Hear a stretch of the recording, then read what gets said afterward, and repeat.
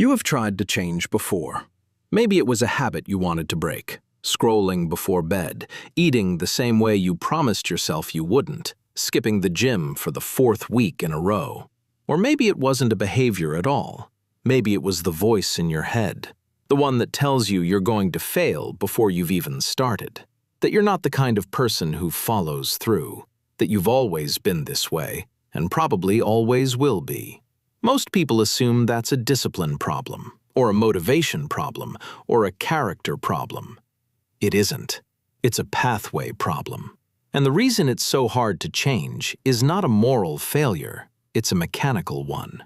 Your brain has built a road, and it keeps driving down it automatically, whether you want it to or not.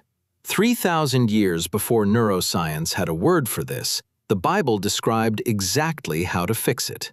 Not metaphorically, mechanically.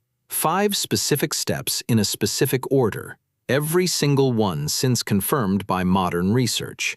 By the end of this, you will understand exactly why those patterns are so hard to break, and you will have the complete protocol that Joshua used, mapped step by step against the neuroscience that explains why it works. Around 1400 BC, a man named Joshua inherited one of the most impossible assignments in recorded history. Moses had just died. Joshua was now responsible for leading over 1 million people into enemy territory, land occupied by fortified cities. No precedent, no playbook. If there was ever a man who needed to think differently, who could not afford to fall back on old patterns, old fears, old ways of seeing himself, it was Joshua. In this moment, God gave him one piece of advice. It is in Joshua 1:8. This book of instruction must not depart from your mouth. You are to meditate on it day and night, so that you may carefully observe everything written in it, for then you will prosper and succeed in whatever you do. 5 commands, hidden inside 3 sentences, and every single one maps directly onto how the brain physically rewires itself. To understand why these 5 commands work, you need to understand what the brain is actually doing when it changes. The brain contains roughly 86 billion neurons, connected by somewhere between 100 trillion and 1 quadrillion synaptic connections, and those connections are not fixed. Every time you repeat a thought or behavior, the connection between the neurons involved gets physically stronger, thicker, faster, more automatic. Think of it like a path through a field. The first time you walk it, you're cutting through grass. The 10th time, there's a visible trail. The 100th time, it's a road. The neural pathway works exactly the same way. This is why the negative voice in your head feels so loud. You have been walking that path for years. The road is wide. The brain takes it automatically, without asking your permission. Here is the part most people miss. The brain is also constantly pruning pathways you no longer use. It removes old roads to make room for new ones, which means you are not stuck with your old patterns. The brain is actively trying to replace them, if you give it something to replace them with. That is neuroplasticity, and it is what Joshua 1:8 is describing. Now look at the specific word God used when he told Joshua to meditate. In Hebrew, the word is Haggah. And Haggah does not mean what most readers assume. Haggah means to mutter, to speak, to growl, to ponder out loud, to rehearse with the voice. It is an active vocal practice. This is why Joshua 1:8 does not say the word shall not depart from your mind. It says, shall not depart from your mouth. The instruction was never to think quietly about Scripture. It was to speak it, out loud. Repeatedly. Think about what you say to yourself when you fail at something. The words come fast, and they come automatically. That pathway is deep.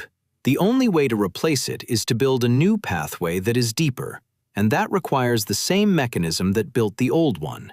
Repetition. Out loud. Until it becomes automatic. But there is a problem with simple repetition. If the brain rewires based on what you repeatedly think and do, why do most people who repeat the same verses, the same affirmations, the same intentions every morning see little change? The answer is neuroplasticity windows. The The brain does not rewire at a constant rate. It rewires much faster during specific states of heightened arousal, moments of strong emotion, novelty, urgency, or stress. During these windows, the brain becomes temporarily malleable. Think of a blacksmith. Iron at room temperature is rigid. You cannot bend or shape it. Heat the iron, and it becomes malleable. The blacksmith shapes it. Then it cools and holds its new form permanently. The heat is the neuroplasticity window. What you think and say during that window is what gets locked in. This is why the negative voice tends to be loudest at the worst moments, because those are the moments when your brain is most malleable, and whatever thought you repeat in those moments gets reinforced fastest. It also means those are the most important moments to speak something different. Now, consider Joshua's situation. Moses had just died. Millions depending on him. Giants ahead. His neuroplasticity window was as wide open as it gets. That is exactly when God told him to start speaking the word. Now, return to Joshua 1:8 with this understanding and count the commands. There are exactly 5, and each one activates a specific neurological mechanism. Command 1. Be strong and very courageous. Emotional commitment under pressure is one of the primary triggers for opening a neuroplasticity window. Courage under pressure is neurologically identical to the heightened state the brain needs to rewire rapidly. You do not wait until you feel ready. The discomfort is the window. Command 2. Observe carefully. The Hebrew word is shamar, to guard, to attend to. Intentional, focused attention dramatically increases the brain's allocation of resources to a specific pathway. The more precisely you focus, the faster the pathway forms. Distracted repetition builds almost nothing. Command 3. Do not turn to the right or the left. Every competing goal creates a competing neural pathway. When you divide focus, you divide neurological resources. This is why trying to change 5 things at once changes nothing. Single direction focus consolidates the one pathway you are trying to build. Command 4. Do not let it depart from your mouth. Speaking is neurologically more demanding than thinking. It activates the motor cortex, auditory cortex, and language centers simultaneously. A meta-analysis of 27 studies found that physical practice produced 2 to 3 times faster learning than mental practice alone. Speaking the word out loud is physical practice for the brain. Thinking it quietly is not. Command 5.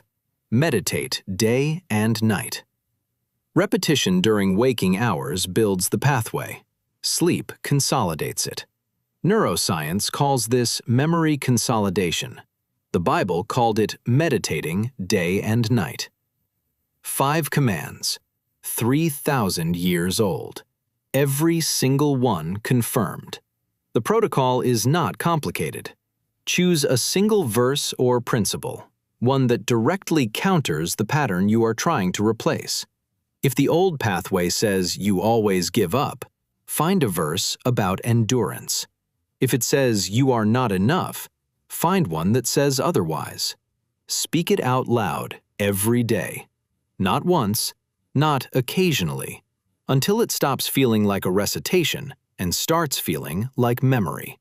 Then, act on it. Physical action gives the brain real-world feedback, which accelerates pathway formation faster than any internal practice alone. Most people try to change by willpower alone, white-knuckling their way through old patterns while the neural pathway underneath stays exactly the same. That is not how the brain works. The pathway has to be rebuilt, and it can only be rebuilt the same way it was built in the first place, through repetition, emotional engagement, voice, and focused action. Joshua 1:8 described all 5 components of that process, in order. 3,000 years before the field of neuroscience existed to confirm them. That is the habit. and it works exactly the way the science says it should.